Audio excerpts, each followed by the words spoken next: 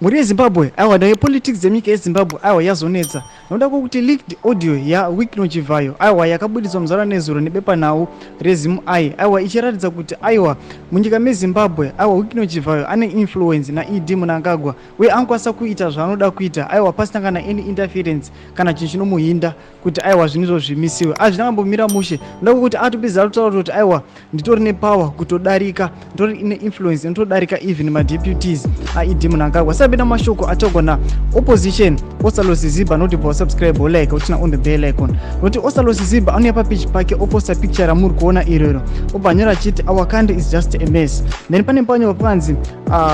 ndakachibata kuti dzvi aiwa izvi zvinongoreva aiwa mashoko aitaurwa muaudio yaWikino Chivhayo aiwa iyo yakalika